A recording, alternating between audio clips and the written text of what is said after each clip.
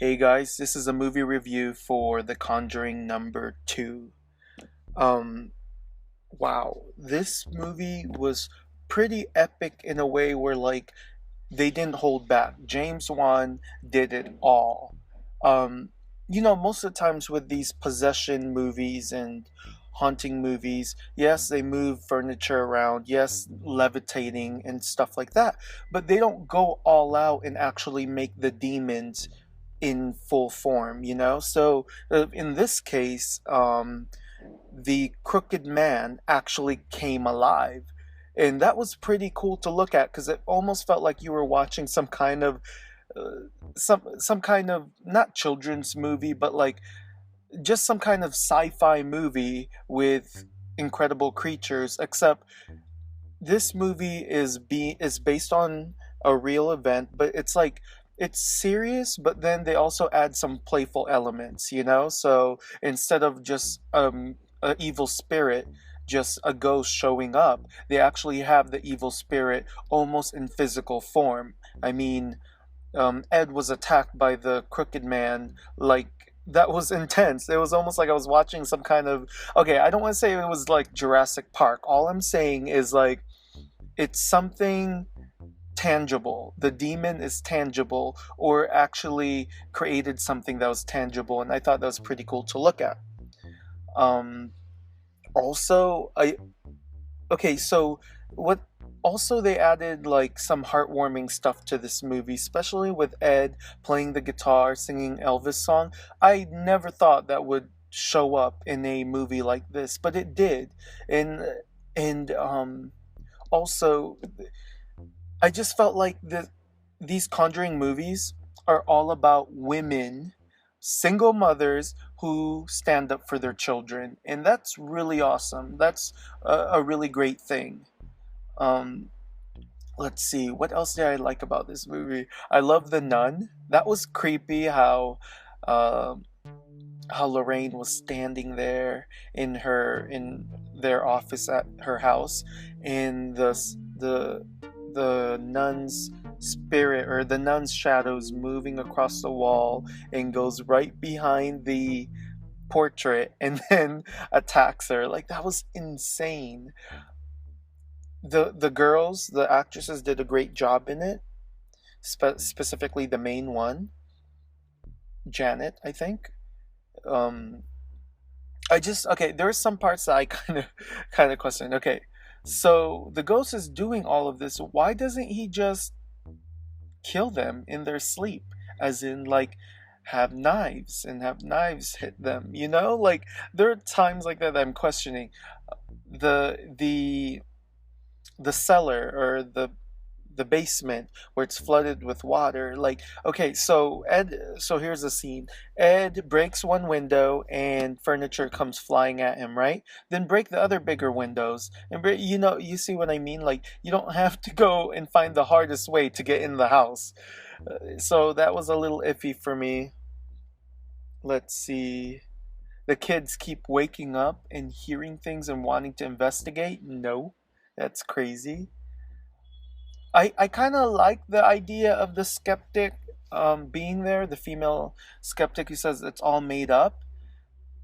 And part of me is like, oh man, it'd be great if like finally she witnessed something that is unexplainable, But no, her story ended right there when she had proof via camera that Janet was creating all the mess. But still, think about it. If I was them, I'd be like, how is this one little girl flipping tables all across every like that's crazy. So I love the neighbors. The neighbors are so supportive of their friend. That was really cool and sweet. And the neighbor's husband, he's so goofy, but not goofy intentionally. He just, you know, he's in a lot of towards the ending scenes. He's in a lot of those. So just watching him break open a door with an axe, but then not being able to get through it in time, that's pretty interesting. Also, I wish Ed would have gotten in the house and maybe tried to open the door from the inside so that people can come in.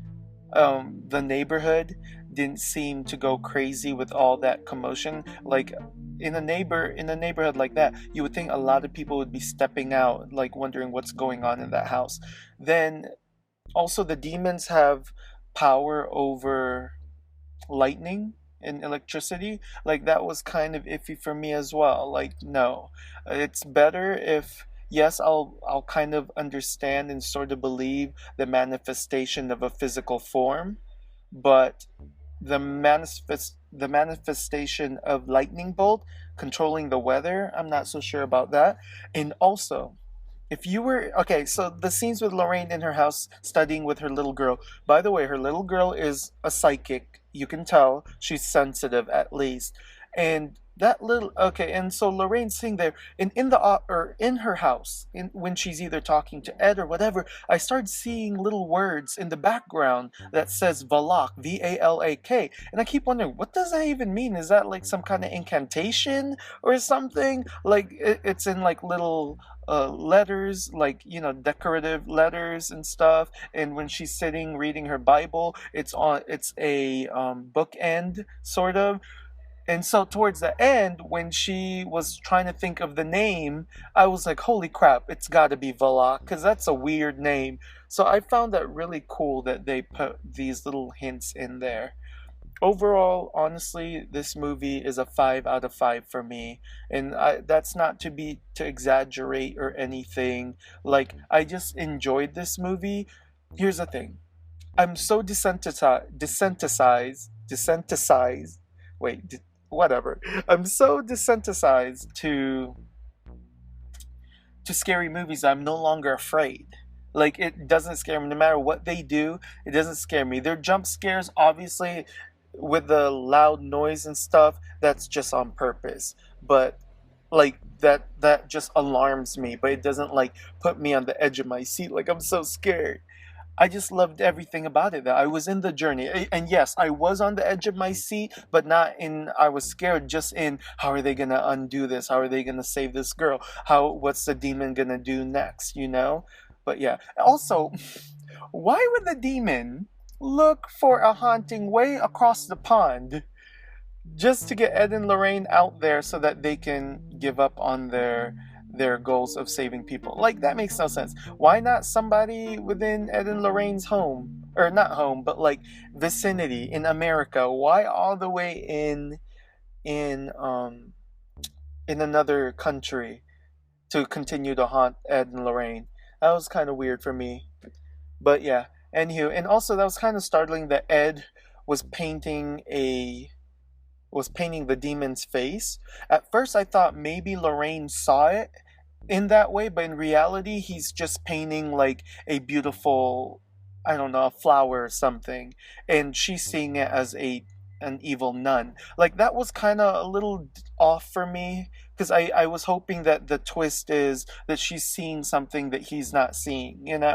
But other than that, and then he frames it in his office. Like what? That's some scary crap. Why would you frame that? And how did he even know about that nun's face? Like I'm still lost at that. Anyways, the point is I love this movie. I hope you guys loved it too. Thanks again. Let me know what you guys think. Did you guys like the movie? Was it scarier than the first one for you? Was it more thrilling than the first one for you? Let me know your opinions in the comments below. Please subscribe, please like, and thanks again for listening. Bye.